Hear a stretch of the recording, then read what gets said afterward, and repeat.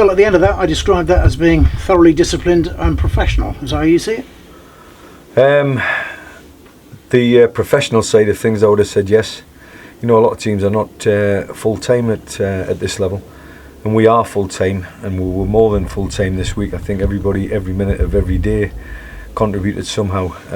They showed a lot of care during the week, and I was just hoping that they were going to carry it across the white line. Started off a little bit scary, to tell you the truth. They had a couple of half chances, and it could have gone against us, you know. But if anybody deserves a clean sheet, I think, you know, Christian Dibble, you know, for me, the stature of the lad, he's probably been let down in front of him a couple of times. That's cost him a clean sheet, and I'm not saying he gets a clean sheet bonus. I think the whole team gets a clean sheet bonus, but the most important thing about today was that clean sheet. Cam to come in and throw himself into the melting pot, as it were, in the face of adversity. You know, we had Alex Penny pulled out of another long away trip. You know, he couldn't play at Spennymoor because of the back situation and travelling 3.5 hours. Same applied again today, which doesn't bode well for him. Doesn't bode well for us if you're a defender of Alex Penny's stature down in every game away from home. But it's something that we have to deal with. And just to clarify on that, Phil, it's not like he's picked up an injury. It's just the travelling 2 matches he finds a problem. It's both. Distance. It's both. You know, if he's feeling any kind of distress, if you like, any kind of pain, on Thursday, Friday, we've got to ask the question, you know, because at the end of the day, as you've witnessed yourselves, you know, you guys do the hard yards as well. If we, by the way, I have to special mention to the fans. I thought the fans were brilliant. I think there's probably more Kidderminster Harriers fans here than what there was Needham Market, which is great for us as a football club. Having struggled in league of late and having been knocked out of the FA Cup and missed out on that great FA Cup draw on Monday, to see them turn up, it's just fantastic. And I think my age is probably the average age of the supporters as well, which is great, you know. So they've been in and around Kidderminster for a long, long time. But they've done the hard yards, we've done the hard yards. And on Friday, Pens came to me and just said he's struggling. And he's had treatment today from the reserve team physio, or shall I say from the academy physio, and he'll be in again tomorrow, again for more treatment. But when you've got a lad that size and of that stature and that pace and all of them things, and he's got a bad back, it really it doesn't bode well for him. It doesn't bode well for me if I can't play him in away games, but I can at Agbra. That won't last, you know. But whoever goes in, I keep on saying it, whoever does take his place, as it were, has to grab the shirt. And I thought Rhys McNally was outstanding today. I know the plaudits will go, no doubt in my mind, and should go to Ashley Hemmons for his brace, and could have had a hat-trick. Amari could have had a hat-trick, if truth be known. And the plaudits always goes to that end of the field of play. But for me, I asked them for a clean sheet today. I demanded a clean sheet during the week. I asked them for a clean sheet today, and we got it. And I think it was down to the fact that Cam was at it, mentally, physically capable of mopping up, because their best player, I think, was the guy up front. He kept him quiet. First 10-15 minutes was a little bit leery because he showed a lot of pace, the kid.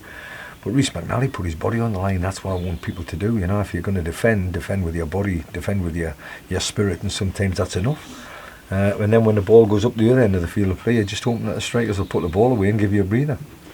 Strikers, of course, thrive on good delivery, and Joe Folks' cross for the first, I thought, was just a sumptuous ball in, really. And it wasn't his only one. I thought, you know, if I'm a striker at this football club and I've got wing backs or wingers and full backs that can cross the ball the way we can cross, sometimes I thought in the first sort of 15-20 minutes I'd maybe pointed it out too much. A lot of psychologists will probably point to the fact that if you're struggling to score goals, why do crossing and finishing sessions? Why bring it to their attention? But I don't subscribe to that. You know, it's what we do. It's what we practice. You know, it's the end product. But I didn't just do crossing and finishing sessions. I contributed the whole team, the outfield 10, against the goalkeeper on Thursday and Friday, and we all contribute to scoring a goal. We all contribute to clean sheets, and I think that's right. You know, if you're a team, across that white line, we go across that together. And yes, you know, Ashley Hemmons, there was a lot of criticism for Ash last week, and probably one of the main reasons why we went in the hat for the FA Cup. But is it down to him? Just him?